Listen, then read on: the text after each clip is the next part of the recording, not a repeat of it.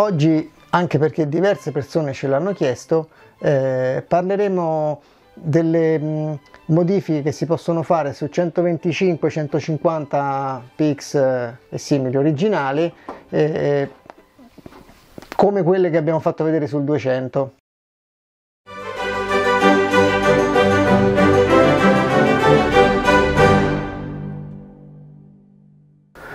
Dunque, di questa elaborazione su base originale, quindi tramite asportazione di materiale dai pezzi originali su 125-150, come abbiamo fatto vedere sul 200, vabbè, ne parliamo, ce l'hanno chiesto in tanti, però attenzione, una cosa la dobbiamo dire, dovrebbe essere scontato, ma questa elaborazione modifica anch'essa la potenza del motore, quindi è vietata, non si può circolare su strada lo stesso anche così. È vero che montare un gruppo termico diverso, aftermarket, più grosso di cilindrata, è una cosa più evidente e queste sono modifiche anche difficilmente riscontrabili, però va detto, perché non è una cosa, non è che il mezzo, perché c'è il gruppo termico originale, può circolare su strada se è più potente, se non corrisponde all'omologazione. Questo sia chiaro prima, adesso vi faccio vedere tutto.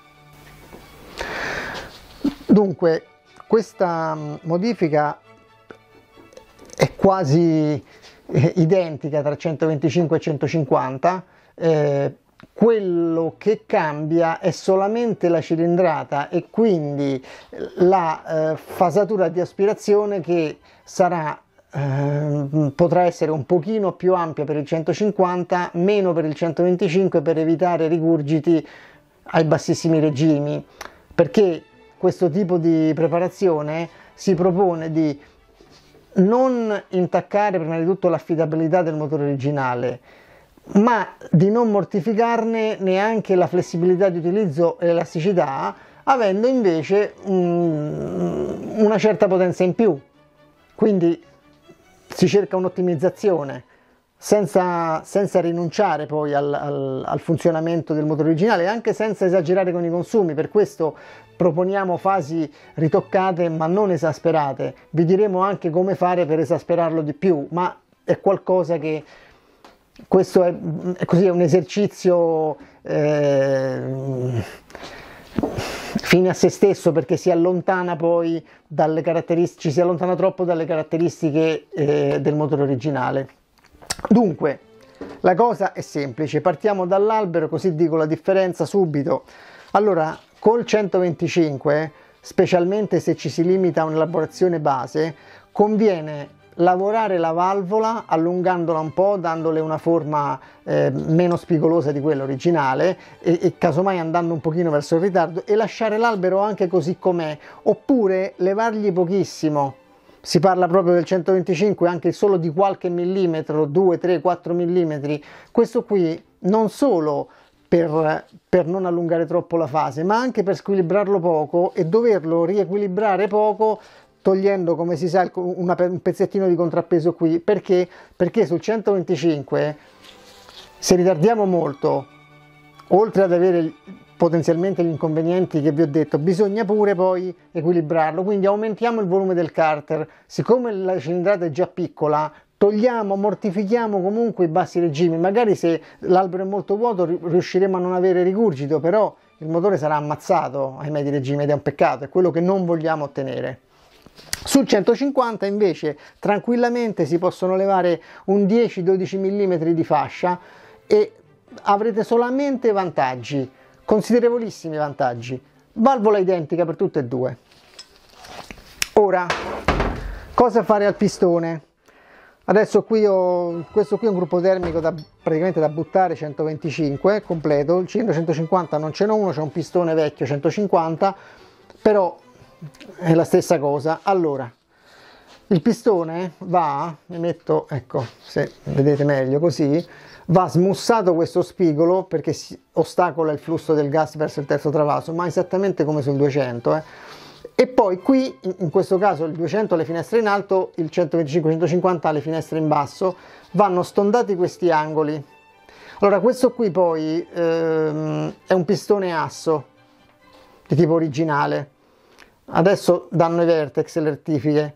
questo asso può essere privato di questi traversini, va fatto con attenzione e si hanno dei vantaggi. I pistoni Vertex non hanno già i traversini, quindi si parte meglio. Il pistone Vertex da questo punto di vista è superiore, perché permette un miglior passaggio dei gas, e va eliminato questo spigolo. Come eliminare lo spigolo? Allora si prende il pistone sulla morsa con uno straccio, con una camera d'aria, stringendo piano e nella parte vicina al cielo, in modo da non rischiare di deformarlo, di farlo spaccare, peggio ancora. Si fa così, levando le fasce. Io adesso le ho lasciate perché è un pistone da buttare, ma le fasce vanno tolte. Con una striscia di tela abrasiva si fa in questa maniera e viene fuori un lavoro fatto bene, con pochissima fatica. Ecco,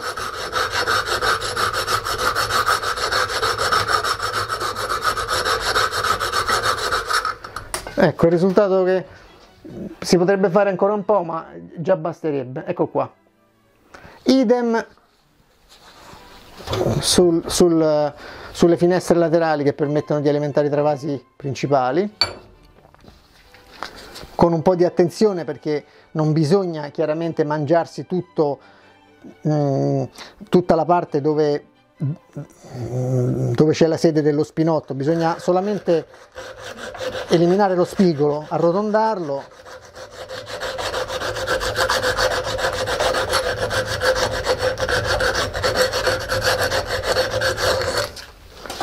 ecco, una cosa del genere, è chiaro? Dopodiché il pistone è sistemato e si passa a rifasare il cilindro. Un buon compromesso, per avere praticamente solo vantaggi, è alzare il cilindro originale di circa 1 mm, quindi guarnizione magari fatta di carta sottile, più spessore di alluminio di 1 mm. Come montare? Col falso montaggio, per non mettere due guarnizioni, si prende lo spessore di alluminio, si sporca di pasta sigillante sul lato che va contro il carter, si monta, si mette il cilindro senza pistone e si stringe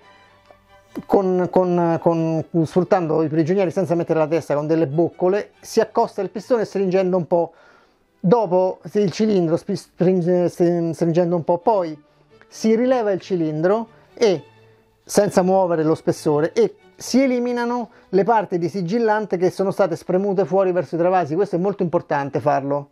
In questa maniera ci sarà la tenuta perfetta e non si avranno occlusioni dei condotti per il materiale espulso verso l'interno. Poi chiaramente, siccome non si può, una volta che poi si monta definitivamente, non si può più rismontare, non si può mettere il sigillante anche sopra, e sopra andrà messa una sola guarnizione di carta. Esistono anche degli spessori in commercio che non sono di alluminio, ma sono di una guarnizione si vendono su diversi siti, oppure ci sono delle carte di guarnizioni molto spesse. Io li sconsiglio quelli lì, ma non perché andrebbero bene, fanno un'ottima tenuta, solamente che richiedono di essere stretti più volte, perché cedono progressivamente, e poi quando lo spessore si fa elevato effettivamente si rischia la non perfetta perpendicolarità del cilindro, perché non è scritto da nessuna parte che debba cedere in tutti i punti allo stesso modo, quindi la perfetta simmetria non è garantita, e questo è il motivo per cui è meglio non montare due guarnizioni, ma montarne una sola, in maniera che ci sia che il serraggio sia più definitivo possibile. Chiaramente interponendo tra carter e cilindro lo spessore di 1 mm, quindi alzando il cilindro, come abbiamo fatto vedere in altri video, le fasi aumentano entrambe, sia quella di travaso che quella di scarico, però aumentano in maniera differente. Il travaso aumenta più dello scarico, quindi il differenziale si stringerà, e siccome lo scarico originale già è basso e già il differenziale è stretto, è bene alzare lo scarico, quindi si mette 1 mm travasi ok, si alza lo scarico di un altro millimetro col Dremel e si allarga anche un pochino sui lati, senza esagerare, però c'è questa forma quadrata, si può stondare un po' ai lati, si può allargare un pochino, chiaramente sul 150 un po' di più che sul 125, ma questo è quello che c'è da fare. E la modifica finisce qui, chiaramente va spianata la testa di 1 millimetro, anche qualcosa in più, perché specialmente se si è allargata con cura la luce di scarico e si è rifasato per bene lo scarico, il motore reggerà tranquillamente una compressione superiore, perché già la testa del 150 è molto grande. Quindi penso che tranquillamente, se alzate 1 millimetro il cilindro, potete levare 1,2 mm, 1,3 mm sulla testa e non succederà nulla, a patto di aumentare anche la fase di scarico. Una raccomandazione: cilindri 125-150 non sono uguali come fusione, quindi è molto sconsigliabile, anche se fattibile in teoria, ricavare un 150 tramite allesatura del 125, perché si assottiglia troppo la canna. Dove non si vede, cioè nella parte tra le alette, questa è la fusione del 125, adesso questo non so neanche se vedete tra le alette, però si vede che la canna è molto stretta, il 150 non si riesce a vedere, vabbè, comunque è più larga, quindi se lo rettificate a 57 o 57,8, quanto sono gli ultimi 150, la rettifica viene, però diventa più facile gripparlo anche per le deformazioni che il cilindro subirà quando si stringono i prigionieri. Quale marmitta montare? L'originale va anche benissimo e le prestazioni migliorano moltissimo ugualmente. Certo, la Zip Road o la padella Polini danno dei risultati migliori. Meglio ancora se ci si abbina un anticipo variabile, per esempio il Keytronic sulla curva 1, il modulo Keytronic sull'accensione originale, mettendo l'anticipo regolato sull'attacca A, quindi a 23 gradi di partenza, e per esempio curva 1, sempre con questo tipo di fasatura, curva 1 con la Zip Road, curva 2 con la Polini che gli dà più coppia in basso, e quindi lo fa entrare in coppia prima, quindi il motore dovrà vedere un anticipo ridotto prima. Questa è l'elaborazione base.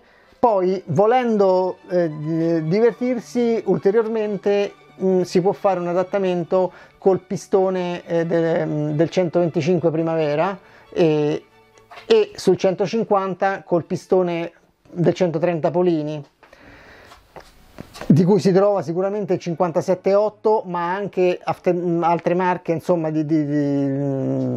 si trovano anche 58,2 sicuramente quei pistoni, per cui si può fare il 150. Quel pistone lì ha la particolarità di avere, a parte che le fasce più belle, le fasce sottili, è tutta un'altra cosa, e poi è aperto meglio sotto, ha un'altezza di compressione diversa, quindi il cilindro va alzato.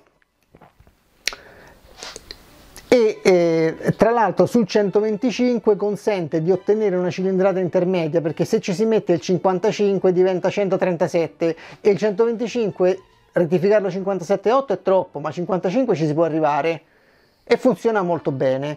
Chiaramente è un'elaborazione più spinta, che a quel punto vale la pena di fare per bene anche sullo scarico, cioè si rifasa in modo più spinto, si alza di più lo scarico, si comprime di più, perché a quel punto la compressione ci vuole, e le prestazioni saranno diverse, ma sarà stravolto anche il carattere del motore, l'arco di utilizzo sarà più spostato verso l'alto, specialmente col derivato 125, quindi 137 di cilindrata, a discapito sensibile dell'elasticità di funzionamento, addomesticata in parte da una marmitta come la padella Polini, però non ci sarà mai quella dolcezza di erogazione di un 125 originale.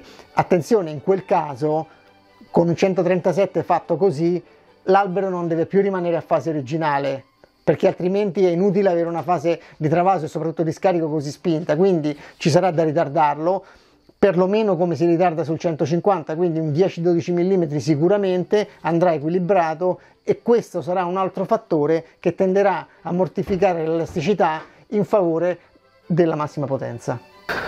Su questo tipo di motori non ho parlato di rame in testa perché non è strettamente necessario, nel senso che se si mantengono questi valori di aumento di compressione di cui ho parlato non c'è bisogno. Certo, però se si monta il rame in testa si può usare qualcosa di più con la compressione, il vantaggio c'è comunque.